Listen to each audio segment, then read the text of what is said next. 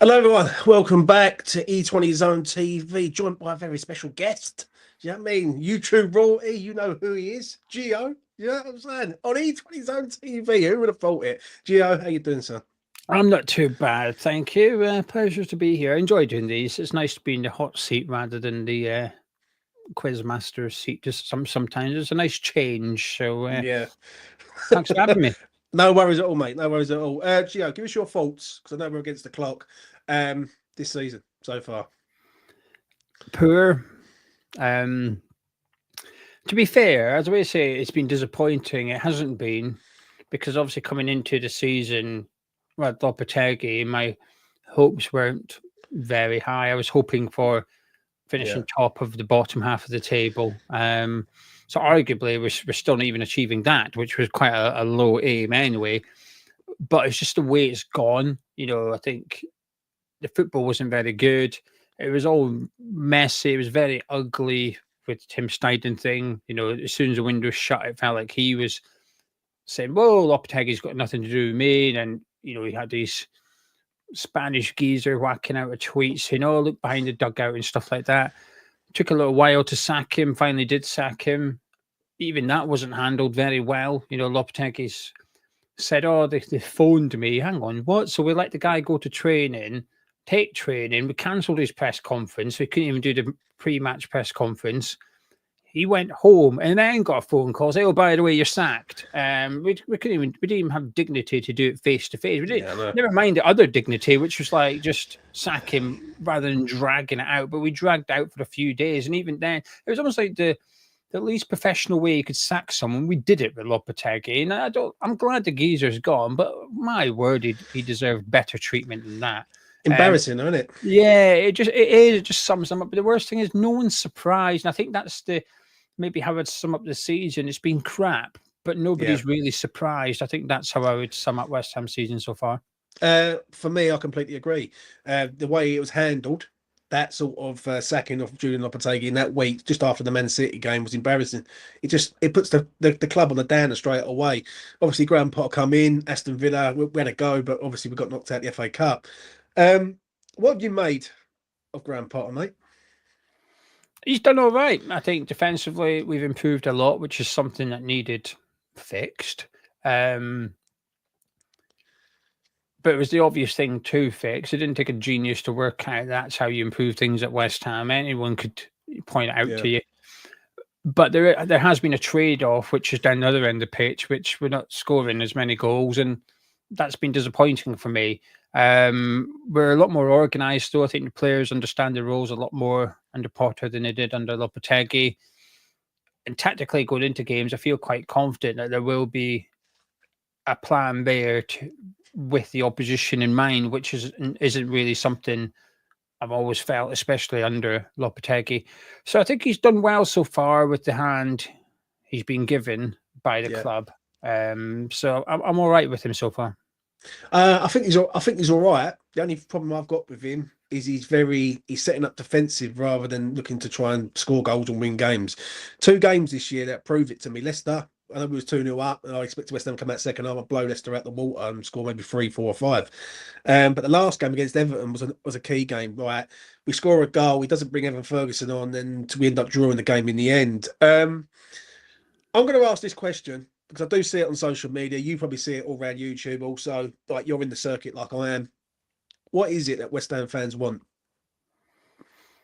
I think lots of people, the thing is, a lot of people want different things. You only have to look at not so much Lopetegui, but maybe the split we had over Moyes. A lot of people wanted him to stay on, and a lot of people didn't. That shows that not everyone wants the same thing for a start. Yeah.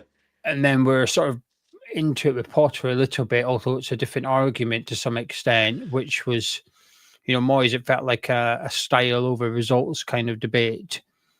Whereas with Potter, it's maybe not quite that. It's maybe a defense versus attack debate that we're having now. So it's like still style, but it's one side of style against the other.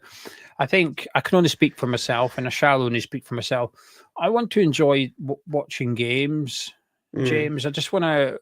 West Ham we're playing Wolves on Tuesday. I want to look forward to it. I want to be excited for it. And then in the grand scheme of thing, I want to have hope. I want to go into next season with a bit of belief that we could have a good year. We might be able to get eighth. We could maybe challenge and try and win a domestic trophy. So that's what I want to enjoy watching West Ham, and I want to have hope. I think without the latter, what's the point really? And I think sometimes you see people who support a championship club. You know, I remember listening to a Luton Town podcast at the end of last season, just before they played us, and we obviously practically relegated them at the London Stadium. And I remember he was making a point, which was, I can't wait to be out of the league. He said, what's the point? We're just getting smashed. What's the point? He said, there's no fun turning up every week. So at least when we're down there, we might win some games and try and get... Now, obviously, he didn't know that they were going to go on and potentially get relegated again. But I could understand where he was coming from because there was no hope there for him. Yeah. And that's what I want. I want hope. I agree to a point. But the only problem is where we've been, people want that again. They want that feel of European football again. Yeah, of course. Like they can't. I don't think a Graham Potter side, if West Ham go out and sign loads of players, we finish 11th. I don't think people are going to be happy with that. I think because they've seen the door being opened by David Moyes, and listen, people hated Moyes, absolutely hated him. But the one thing that man did do is he opened the door for us to say, you know what, we are quite a big club, and we can go into Europe and do well in Europe, right? With the side and with the team we got. The issue is that I can sense that next season, if this doesn't kick into gear at the early part of next season, we could have the same situation where people will be looking at Potter. Do you know what I mean? Like, I think Potter's a builder. I think he's a man that needs time. He needs time to build these foundations. He's going to have a lot more money than he's ever had, really. Like at Chelsea, he had a load of money, but at Brighton, he didn't really have a lot of money. He had a good structure, and I think with West Ham, he will have the money to go out and get the players that he desires. Obviously, the style of play come into account here? I think it depends. I think maybe Moyes is a good example here. When I always felt when he was winning games, you felt to some extent you had to put up with the style, or you could put up with the style because it was working, it was getting results. And I think I always sort of have a rule of thumb, and I don't stick to it strictly, but either you need to get results or you need to be entertaining. You need to do one or the other. Ideally, both. Of course, you can do both. But you need to do at least one. And I think this season, I think the problem is we've been neither. And that's when it's bad because no one's enjoying what they're watching. And at the end of it, it's not really good enough. It's not... The means aren't really justifying the end results because the results aren't there. So what you're watching is not great, but it's also not working, which makes it even worse. Whereas if you're watching something that's perhaps not the most entertaining, but you're punching above your weight and you're qualifying for European football, it's justified. So I think he's got to either play a good brand of football and entertain people, or pick up results and have us knocking on the door of European football. I don't think he can do neither. Yeah. So what's your expectation next year then, mate? Boring. I think we'll maybe do exactly what you've just suggested, which is finish 10th, 11th, 12th, in around there. And I think the style will be boring.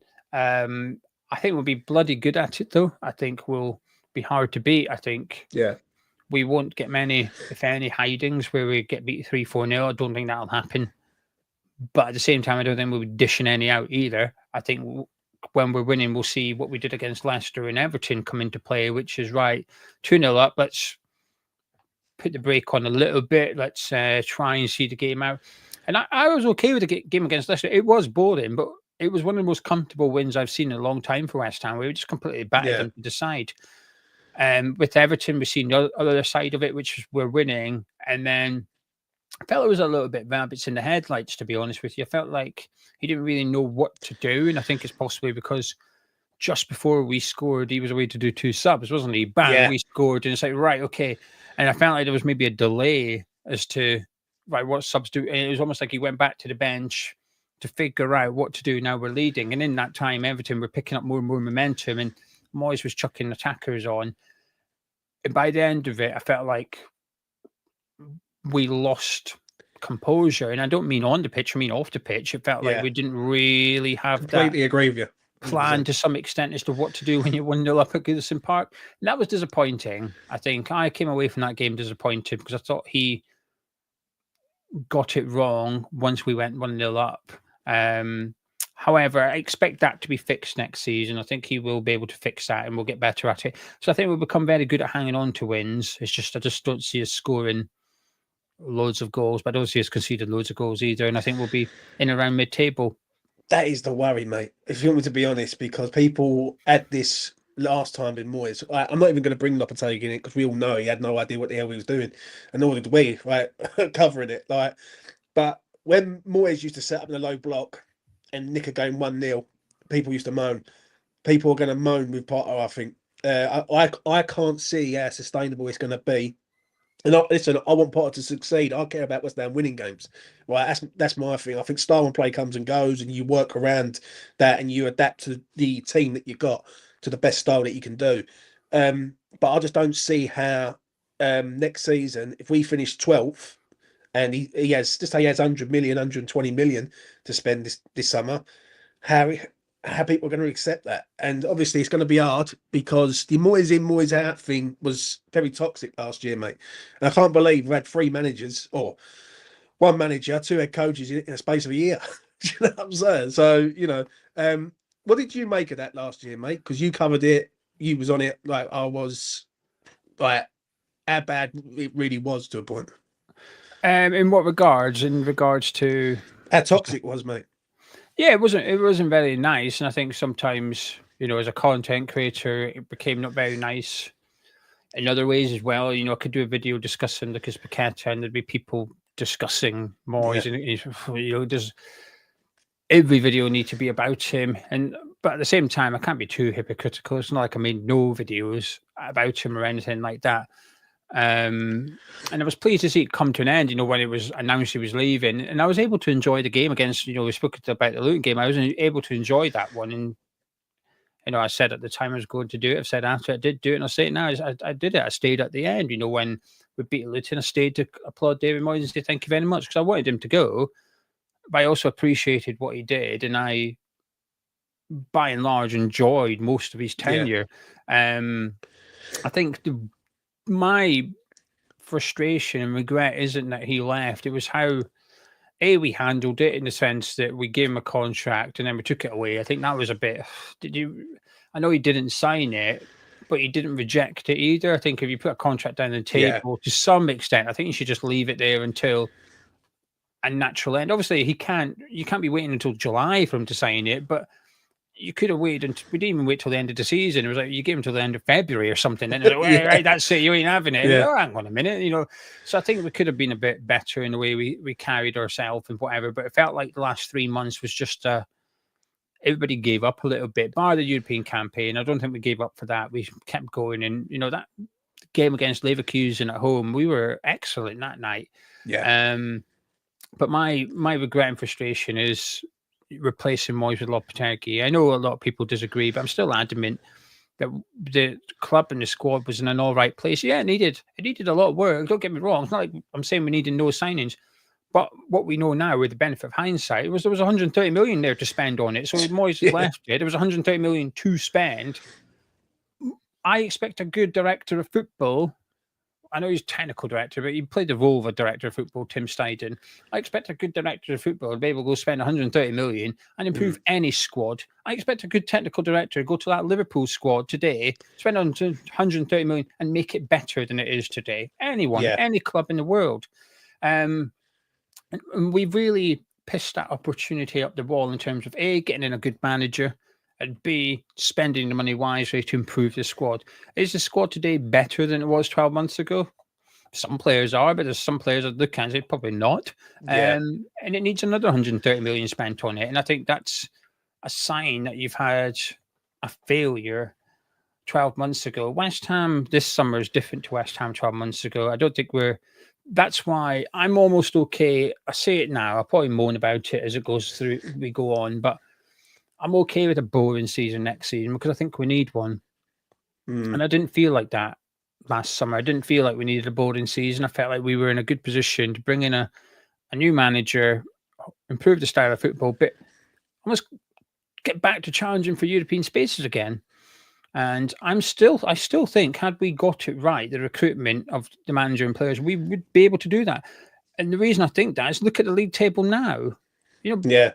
Nottingham Forest are third, Bournemouth are in there, Newcastle are in there, Brighton are in there. Are you saying 12 months ago we weren't as good as those clubs? Of course we were.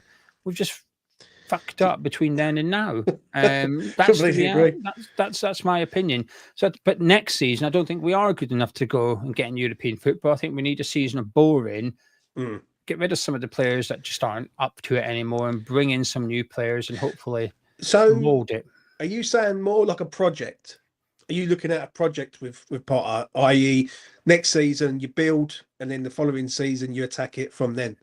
Like, because I think some people, Gio, expect West Ham bang next season. Yeah, I ain't buying that. I've seen a lot of people. Whenever I'm moaned about Potter, people say, "Oh, wait till he gets his new players, and you'll see next season." And they may be right, and I hope they are. Yeah, but I ain't buying it. You're not going to change my opinion. I think I watched a lot of his football at Brighton, and he was never a free-flowing goal-scoring manager at Brighton either. So when people say wait till he gets his own players next season, blah blah blah, I think, well, and then I had a disagreement with someone in the comment section. He said, yeah, but he only needed a good striker, and Brighton would have been fine. Well, okay, but who was responsible for identifying players at Brighton? Kyle McCauley. Who have we got? So if he couldn't identify a good striker at Brighton, what makes you think he's going to identify one for West Ham United? It's the same guy that Potter's leaning on to bring in players. You can't look at the Brighton team and go, well, if only they had a good striker, well, that's going to be applicable to West Ham, surely, because the same geezer in charge of identifying players for Potter's team. I just think there's too much to do in one summer. I think we're going to need next summer, like 2026 as well. You never know, things might fall in place. And I've said this a few times, and sometimes you just put an opinion out there, James, and you think, oh, I'm probably going to get a bit of backlash from that, but it's my honest opinion. Yeah. And when I spoke about Potter, I said, I genuinely think if we get everything wrong this summer, we could be in a relegation battle. But if we get everything right, we could get European football again.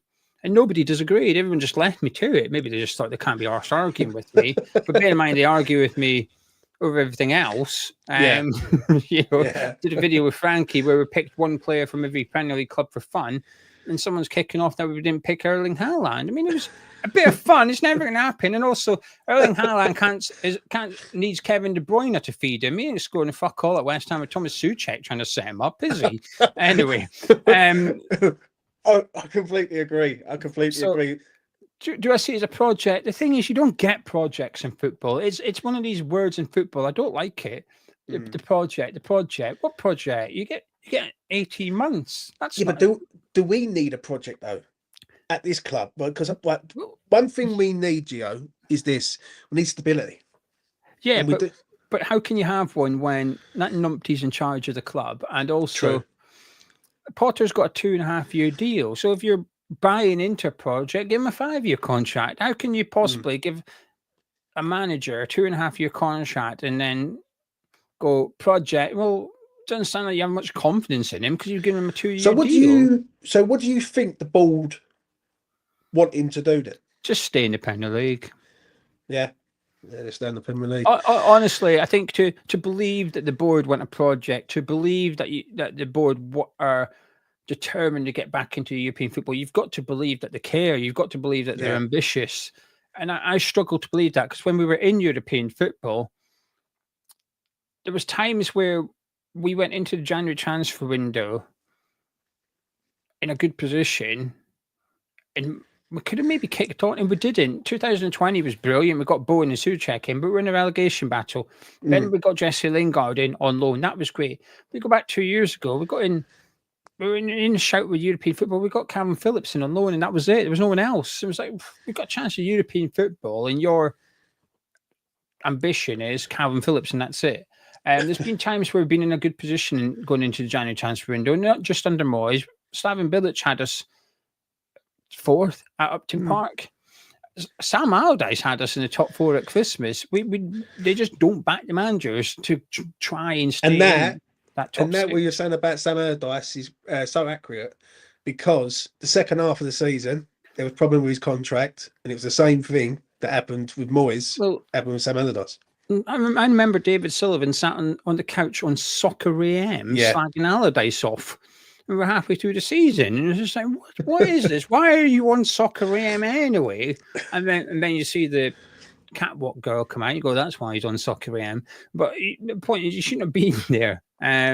So no, I think the board just want Potter to come in and give stability, because the club's been a bit of a car crash in the last 2 years with Tim Steidten involved, with the Moyes and the Lopetegui thing, and it's just been. There's been a lot of noise, and I wouldn't be surprised if the club just want a year or two of not just boring, not much controversy, just sail through the 2 seasons, and then we'll deal with it at the end of his 2-year contract. So they might like European football if it happens by accident, but I don't think they're going to push the boat out to get us into European football. Because at the end of the day, we never hired Potter in the past because David Sullivan doesn't think he's a good manager. True, but David Sullivan can't pick anything right, mate, which you all know. So if David Sullivan thinks he ain't a good manager, he's going to win us the FA Cup next year, mate. Mark my words on that. Gio, before we come towards the end, I want to talk about some players. Mohamed Kudus, what you saying? Do you reckon he goes? Do you reckon he stays? What's going on with him? It's a difficult one to call. Because I think some players are going to have to go. I don't think we'll sell nobody this summer. I think 1 or 2 players are going to have to be cashed in. And I still think Gerd goes. I've seen the reports that Potter likes him and stuff. And I think, but he's never spoken to him or anything. Like, Potter's not sat down. So he's only seen what the rest of us seen. And when I watched him against Man United, I thought he looked a bit ropey, Gerd did. So this is the Premier League team. And it's not even a good one in Man U. And he looks like he's struggling with the Premier League side again. So I think we'll cash in on a Gerd. But the problem is there's not many players that the ones we want to sell don't have much value, and the ones that we don't want to sell do hold the market value. Yeah. So there's maybe going to have to be someone that we leaves that we don't want to. And I feel like I'll be surprised if Kudus and Paqueta are here next season. I think one of them might go in the summer. With Kudus, I hope he doesn't, because we haven't seen the best of him at West Ham. I don't think we ever will see the best of him at West Ham, and it'll be a real shame, because if he goes to the right club for him, he could go on and truly become an elite player, and we'll look at him and think, if only we saw that. Yeah. But I don't think we'll see it. So I'm okay to selling him, but it's got to be a fee that reflects his importance to the team. He's had a poor season, there's no doubt about it, but he knows it as well. Kudus has spoken about how he's not played well enough. That's one of my most disappointing things this season. Just Kudus playing like he's Andros Townsend. He's better than that. Yeah, listen, I think Mo's a quality player. Yeah, I think everyone has bad seasons. We've seen it over the years where a player can have a bad season. There's a few years ago, Bowen had a little bit of a rocky season, and people thought, oh, he's fallen off, and then he comes back and scores 10 and assists 10 in the following season. So I think Mo, if he's here, he's quality, right? You help him next season. I don't know where he's going to fit next season if Potter plays this sort of 3-5-2 or 3-4-3 or whatever he's going to do. But nevertheless, he's still a quality player. One player I do want to speak to you about, and you mentioned him earlier on, the most polarising, like Marmite player going at the minute, Tomas Soucek. What are you saying about him, mate? Do you want him to stay, or do you want him to go? A bit of both. I've got this thing. I think every player's got a price. I'm not arsed about selling any player. The only 2 players I consider not up for sale this summer is Jared Bowen and Ollie Skiles, and that's because the latter, I want to see what you can do at West Ham. Right.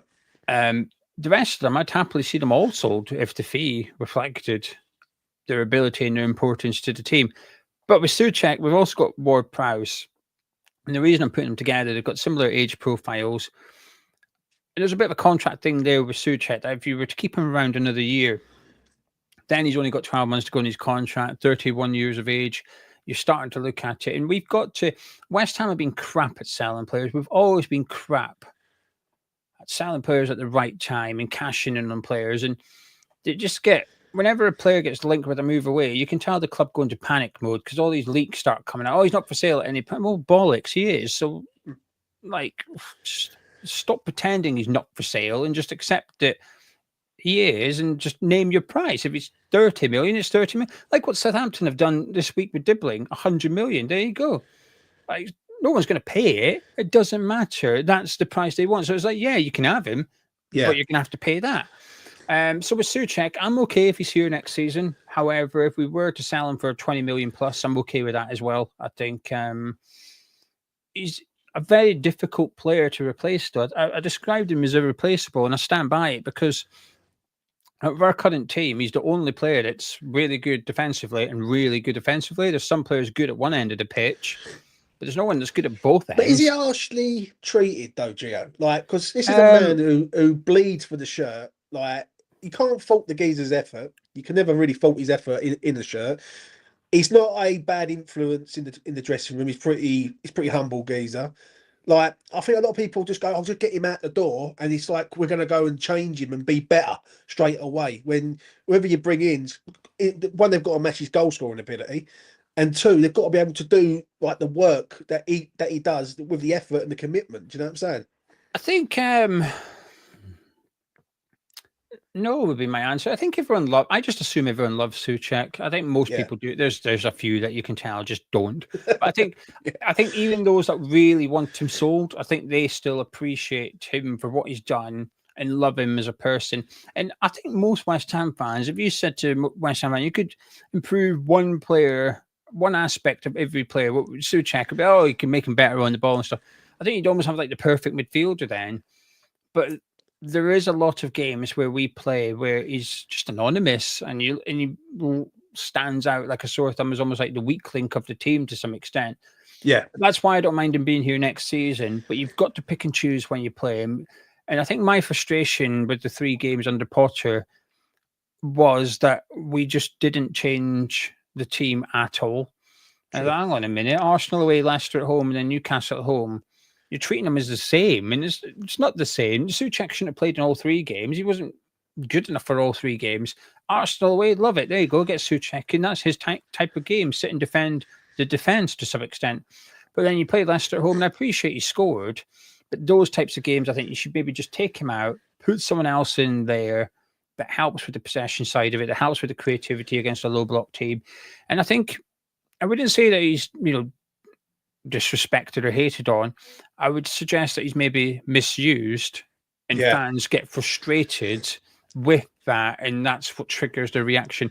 I think if you were to give Soucek a different role within the squad, I think that would make a significant difference. But like I said, I'm just working on assumptions here. I just assume most West Ham fans love him. I think he will, once he's gone, I think people will discuss whether he's just a cult hero, he's a West Ham legend and stuff like that, but he's got to leave the club before you have that discussion. I think for me, before we come towards the end, I think with Soucek, if you describe what a West Ham player that you want, he's that sort of guy. He puts his head on everything. He bleeds for the club. He scores goals. He's not the best midfielder on the planet, and listen, we all know that. But he's a good midfielder for us. And I'm not saying that he should be starting next year. If we go out and sign a couple of up and coming youngsters who are going to run the midfield, Tomas Soucek coming off the bench when we need a goal, perfect. He's a perfect person to have, isn't he? Do you know what I'm saying? And I think he's just harshly treated a little bit. That's the only thing I will say on that. I think like he's done so well for us, and he's been here nearly 5 years, or just over 5 years. Just over 5 years now. Yeah. So he's been very, very good for us. Gio, before we go, I've got 2 questions for you. Quick fire. Best player this season for you?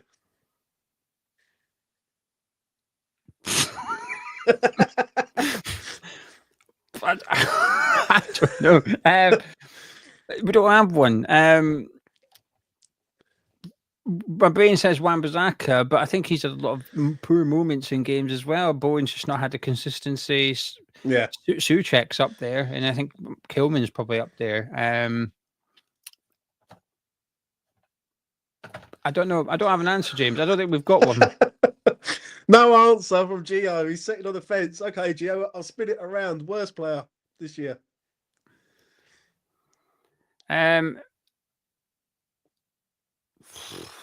Mavropanos. Yeah. Edson Alvarez. I think he's had a small redemption under Potter, but he was shite under Lopetegui. Kudus has been very disappointing. I think Paquette has been very disappointing. Emerson's gone backwards. There's a lot more contenders for worst player than there is best player, put it like that. But I think, I don't know, I think I put Edson Alvarez in most disappointing player because I had hopes for him. And I don't think he's been a bit better under Potter, but he's not been good enough for someone that's supposed to be like a Champions League level midfielder. It's he's not for me. Yeah, that's fair enough, mate. Go and subscribe to Gio. You probably already have, but you know what? I'll promote him anyway. Do you know what I mean? Thank you. Subscribe this channel and all. Each on his own TV. Smash a like on the video and subscribe to here. That's been Gio. That's been me. We're out of here, and we will see you again very soon. Peace. Thank you.